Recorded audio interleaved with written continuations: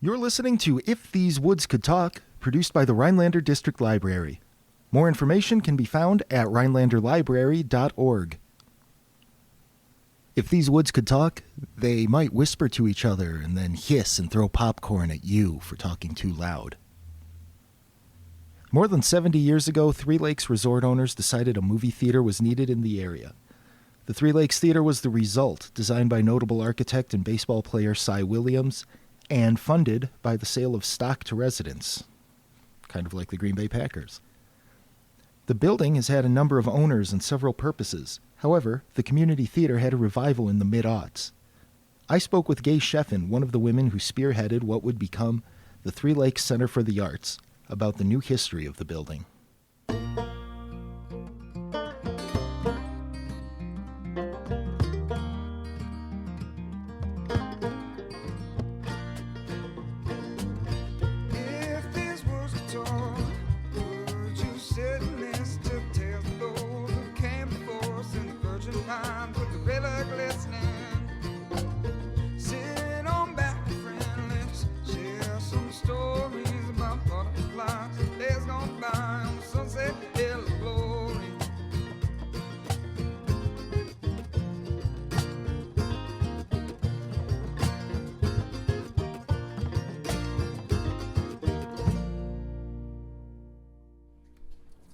And we're rolling. So let me ask one first question. Sure. Who are you? What are we doing here? If you can figure that out, I'll be a happy woman. Well, we are talking about the Little Three Lakes Center for the Arts and how it got started, and I guess any interesting things I can think of to tell you about it. A group of us here in Three Lakes had decided, I don't know, like 16, 17 years ago, that it would be a nice idea to have a place to show local art, paintings, pottery, things like that. So we got together and ended up finding a couple of little storefronts that we rented and had paintings and pottery made by local artists. And I love music. And as I got to thinking about it, I thought, it'd be really cool if we could have music in a place too, and have, bands and all different kinds of music. And then short version of the story is I noticed this old movie theater, which at the time was for sale. And it had not been a movie theater for quite a few years. And so I thought, gee, I wonder if we could make a little theater out of that. Came in and looked at it, and it wasn't a theater anymore at all. You could see where the area had been, where they had the movies and the seats and all that, but it had been broken up into a little mall. And so I kept this in my head, and I thought, I still think that would be a cool thing.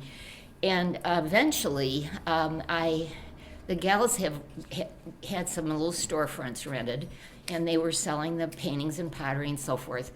And so one day I was in my shop and I was talking to a lady from Chicago, and she was telling me that she ran the Chicago Theater and another theater in Chicago, which are big, beautiful, wonderful theatrical places.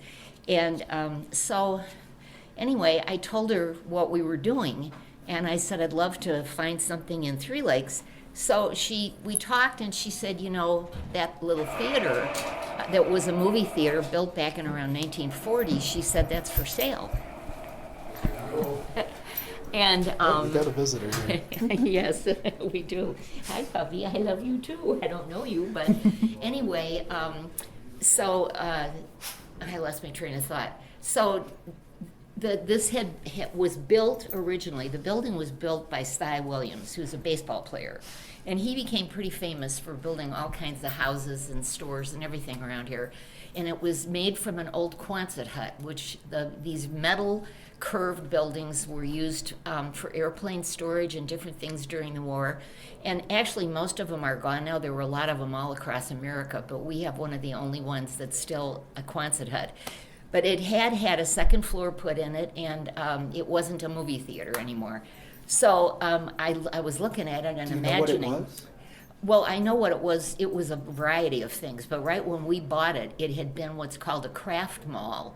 It had been divided downstairs into little cubicles where people, if they sold, pins or hats or whatever they wanted to sell that they made, they could have those items for sale. So anyway, I talked to this woman, and she said, you know, that building's for sale. She said, "Do you know how much it is?" And I said, "No." And she said, "It's $250,000. And I thought, wow, well, we could start looking for donations or something. And she said, "I'll talk to you later." The next morning at 9 o'clock, my phone rang. She called and she says, "Good morning, Gay. Are you awake?" And I said, "I am." And she said, "Well," she said, "I'd like to meet you for breakfast. I'm going to give you $250,000. So she wrote us a check. And the only thing she asked was that I never told anybody who she was. She and her husband were a wealthy couple from Chicago, and they had a summer home up here. And she was excited about the idea of having a some kind of theatrical place in the area. So what's her name? Very clever. Yeah. I still won't. She actually died, and I'm getting so old. I actually, right this moment, I can't remember her name, but I remember that lady because the day that we finally were able to open the theater and have our first show, I had to be MC because nobody else would do it. And I went up on stage and I looked, and she and her husband were sitting in the front row, and she had tears streaming down her face. So thanks to them, we were able to do this. So we started off calling different builders and carpenters and plumbers and whatever, and a lot of them donated a lot of the time. And I can't remember exactly how long it took to rip out, you know, they left the upstairs. We still have a second floor up over part of the building, but to all these little craft ball things downstairs, the little cubicles where they had sold crafts, ripped them out. And then a guy who owned the Eagle River movie theater had some other theaters, and he'd gotten rid of one of them, and he had saved the seats and put them in a garage and stored them. And he said, "You want seats?" He said, "If you want seats, I've got seats." So he brought over all the movie theater seats. What was so cool was when we ripped what was in the theater area out, we discovered that the old curved ceiling was still there, and behind one wall was a stage and the old proscenium arch that had been in the original building with decorative design around the arch. And so that was pretty cool. The part of the theater was intact behind the walls.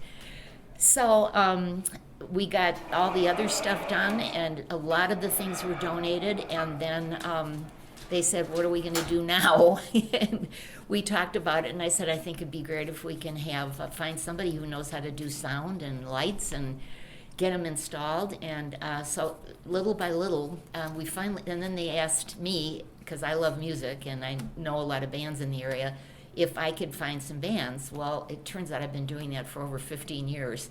And we have bands from usually between May and December. We have at least one show a month. During the summer, we have a show every week. And we have classical, bluegrass, blues, every kind of music there is. I try, and it's tough because we only have 100 seats. And, you know, we started out the first year selling tickets for $10 a person. And the second year we went up to 15, and then we went up to 20, and now I've been kind of at 30 because it's very hard to get a really good band. One that is going to play in a theater, and that was interesting, and I've reached out, and I'm now on a lot of lists. This year was the first year ever that I didn't call anybody. All the bands were contacting us and saying, "When do you have an opening, and when can we come and play?" And a lot of them, one of them is one of the top bands in Wisconsin. He's won the top band 2 years, and they don't ever give us a contract. They always say, "Pay us whatever you can afford, and we'll keep coming. You keep asking, and we'll keep coming." So anyway, that we're very, very blessed, and they just like what we're trying to do here, and they enjoy it. And I let them figure out a time when they're going to place A and C, and we're B, we're right in the middle, so they work it out with their schedule. So anyway, that we've been doing pretty well, except COVID, of course, caused problems. And then our biggest issue came a few years ago when our hotel burned down. The Oneida Village Inn, which is across the street from us, and it was a nice hotel and had a really great restaurant, and it was kind of the center of everything in town. There were weddings there and weekly meetings and so forth, so it was very active. And when we had bands up, they were kind enough to give us rooms in the hotel for $40 a person, which is, of course, way less than they would normally charge. But it burned to the ground, and it has affected our whole town. Other places, it's been about 5 years, and places have gone out of business, little shops, because the hotel, of course, brought a lot of people into town. And they haven't been able to rebuild it, and part of the problem has been that it was built a long, long time ago. I'm not sure what year, but a long time ago, and the laws have changed, and it currently would not have enough room for parking on the size of the lot that it is, and also it wouldn't even be legal for any decent number of people, in a larger hotel. It just didn't have the space. So that's still sitting there, and nobody knows what to do with it, and there's no place else that anybody's been able to find that we could build a hotel.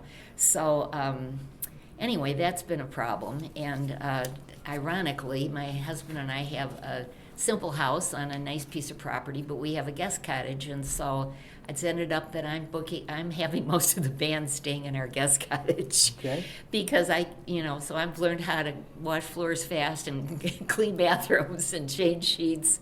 So I'm hoping I don't have to keep doing that forever, frankly. Well, that must be fun to have. Well, you get to some of the bands like the cottage so much that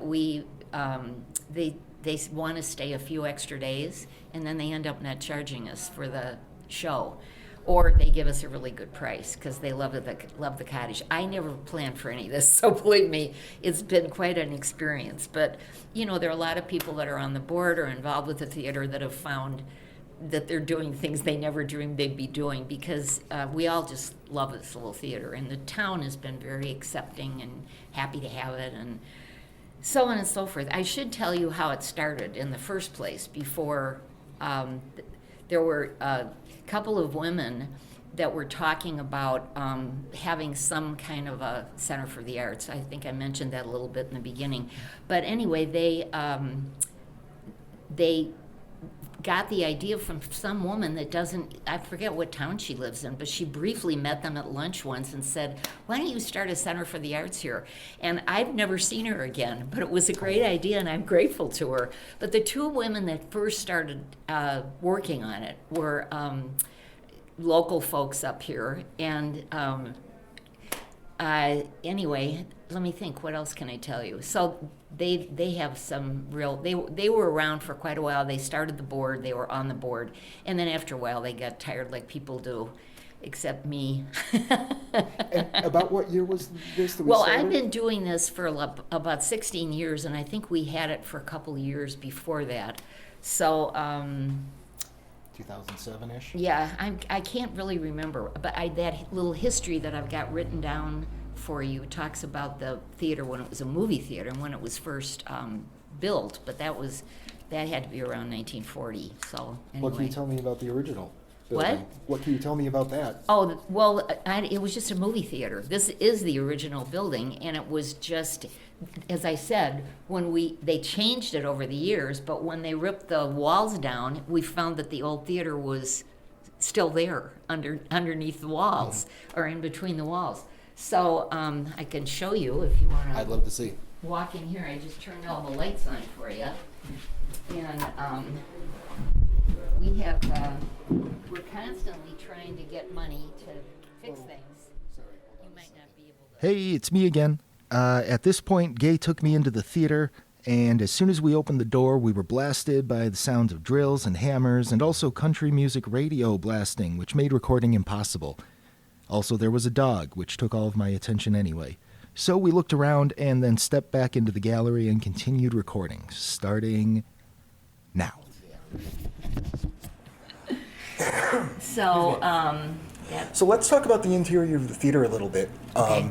You said 100 seats, yep. and those were how did you get those seats? That's Steve Conway, who owned the Eagle River Cinema on the main street for many, many years. And he actually and his father had run this. They didn't own it, but they had run it back when it first opened, when he was a young man.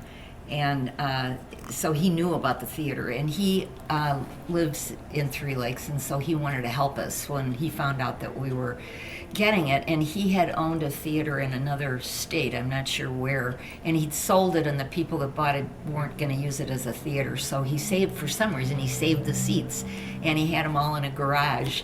And he said, I can give you the seats. And so he had 100 seats, and that's why we have 100 seats in there. Please get these out of my garage. Yes, exactly, wherever they were.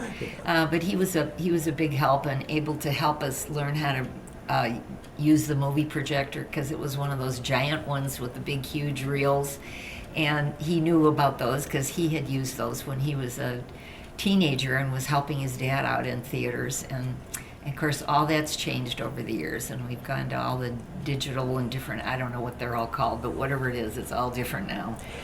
In fact, I think now you don't even have to be here. You can do it all remotely. We can start the camera, and if there are people here and we don't, it's amazing, the new technologies. So the group that got together, and we got people to be on a board, and we decided that we were going to call it the Three Lakes Center. Originally, it was the Three Lakes Center for the Arts in the Northwoods, which was too many words. We finally shortened that to Three Lakes Center for the Arts. But started off with, a few movies, and had a few live events. Was able to find a band that donated its time and came in and did our opening show. It was a fellow named Jim St. Charles, who was a trumpet player from Rhinelander, and he had played with Skip Wagner over the years. Skip Wagner, if you've heard about him, he was kind of the main star of Three Lakes for a long. He just passed away not too many years ago. But anyway, Jim St. Charles said, I'd love to come and be the opening act. So he got some good musicians together and did a jazz band thing on our stage, and we were packed. And everybody was on their feet cheering, and so it was one of those special things you never forget. And so then over the years, we've had more movies. You go through hard times and good times, and figure out why. I'll tell you one thing that's interesting to me, because I book the bands, and of course you want to pay the bands, and you'd like to get the money back what you're paying the bands and not lose money on shows, but you'll try to plan something and have a band on a perfect weekend. And I did that one summer. I had this fabulous band, and we had about 20 people show up, and I could not figure it out. And it turned out the next week, I found out that there were 3 weddings in Three Lakes that night. And I hadn't been invited to any of them, so I didn't know that they were happening. So it could be something like that. Not necessarily nobody liked the band or whatever. There are all these reasons that you've got to take into account and try to cover for, and it's a real challenge. Yeah. And so, we need those proceeds and try to keep our prices. We've gone from $10 a ticket to $30 a ticket, and that's still a lot less than other, bands in bigger cities and stuff. And we have some of those performers that people are seeing at some of the big theaters around Wisconsin, and then it's just because if I can fit them in when they're going, between two, they've got a show in Wausau, and then they've got a show in northern Michigan or something, and we're in between. And if I can be flexible and figure out how to give them one of those dates so they're going right through here, it's convenient. And then once they've been here, they all want to come back. They just love the vibe in here. And obviously everybody loves getting paid too, but they're a lot less hungry when they come here. So anyway, it's challenging. People are we can't do this without donations, can't do it without support, and we get it always.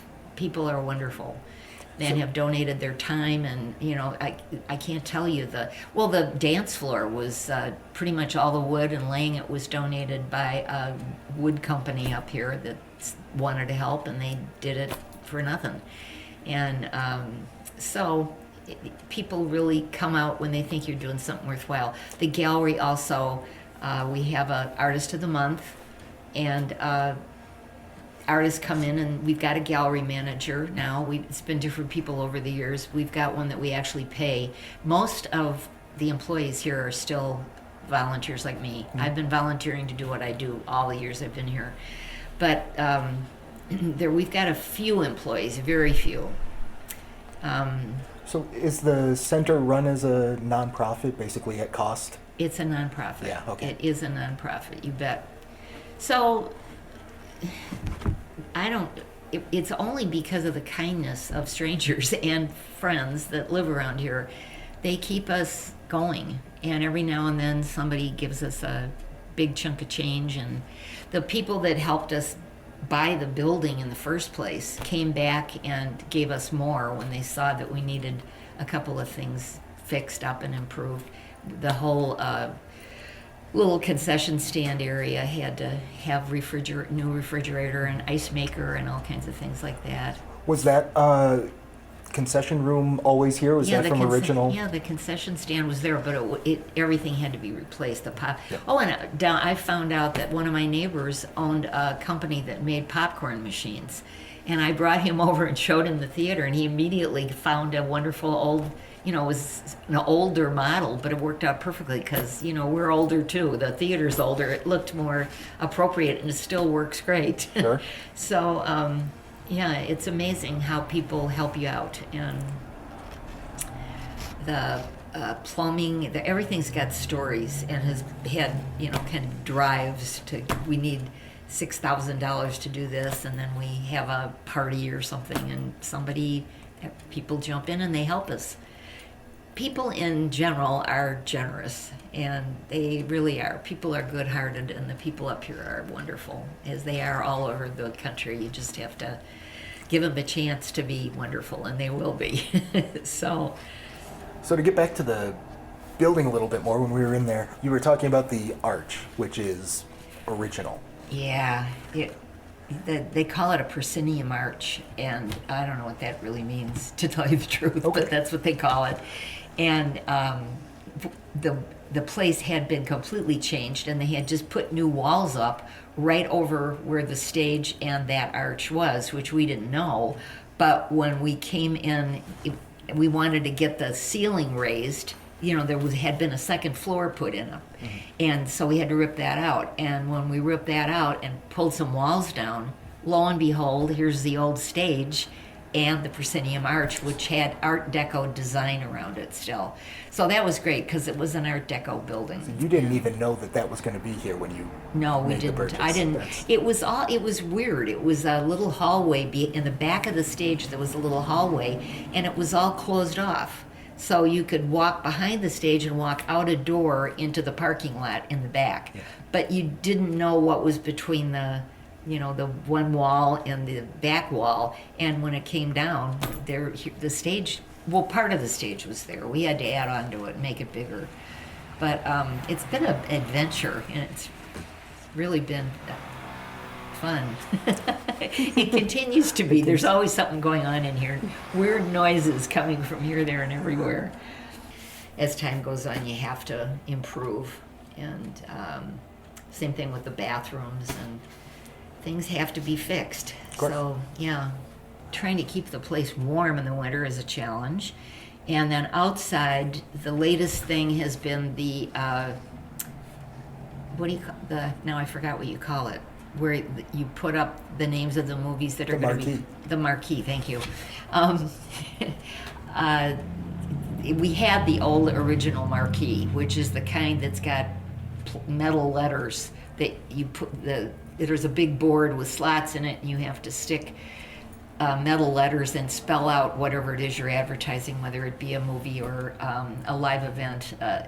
And it was pretty big, and so my husband, thankfully, is agile, and he gets a ladder, and I get the letters out and hand. We've been doing it for a long time, changing the art that's available in here during the week and the movies that are on when we don't have live events. Usually there's one live event a week in between May and October, and then October, November, December we have like one show a month normally, but movies every weekend, or depending on what time of year it is.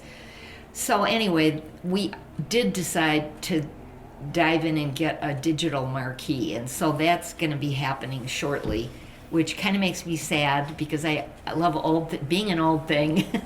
I like preserving old things, but it makes so much more sense, and it's dangerous to be climbing up the ladder and putting those letters in, and so it makes much more sense, and we can change it more frequently and have it probably done on time more often, because a lot of times you're kind of late getting one thing up and taking something else down. And so there's always something, keeping the place clean, and it's wonderful. And of course, we've gone through having the hotel across the street burned to the ground, and the Black Forest, which is a beautiful old restaurant right across the street from our theater.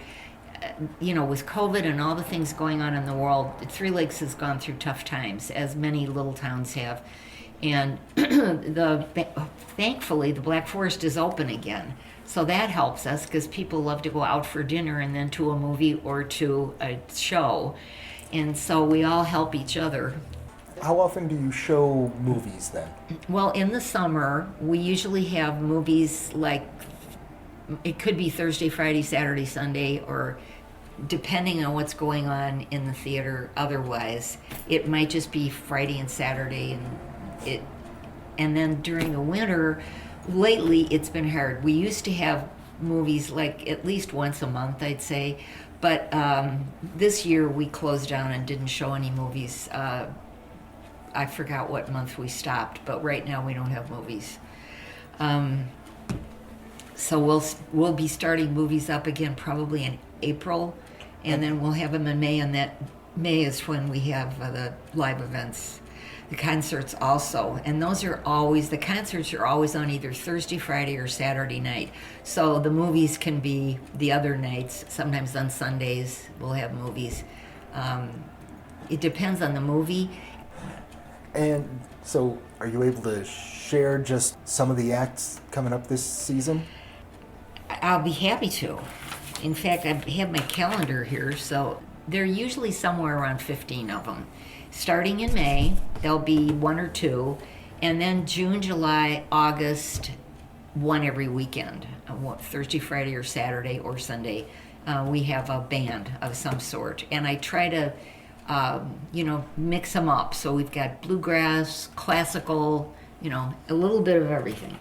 So this year we're starting off in May, and I've just about got everything booked. We're starting off in May with a fellow named Scott Cook, and he is a wandering minstrel. He is from England, but I don't think he's even got a house. He and his wife travel all over the world, and he makes up songs about the countries and the people that he meets and the experiences that he has. He has a wonderful voice, plays guitar, and I had him a few years ago, and I just fell in love with him. And you just have to catch him when he's in America, and if he's in someplace nearby that he can come. So he called me this year. In fact, it was just a couple weeks ago, and he's going to be coming early May, on the 9th actually. So then in June, we've got a wonderful group called the Upside Downers. They're a barbershop quartet, and they're just so much fun. And then I have Corky Siegel, who's a famous musician from Chicago. He had his own club for years. And Randy Sabine, who's probably the finest jazz musician one of the best ones in the world, and I'm not kidding. So Siegel and Sabine are coming on June 14th. Harmonious Whale is coming on the 20th. Oh, and then one of our favorite bands is the Reverend Raven and the Chainsmokin' Altar Boys.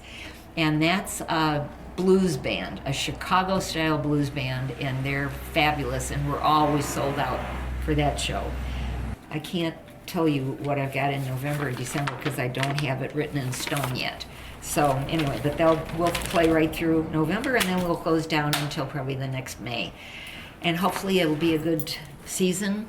I certainly hope so, because we'd like to be back the following year, and you just never know, especially with a little nonprofit like this.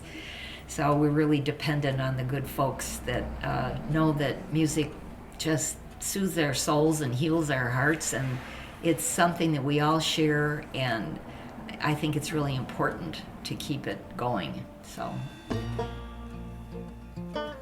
Thanks for listening to If These Woods Could Talk, produced by the Rhinelander District Library.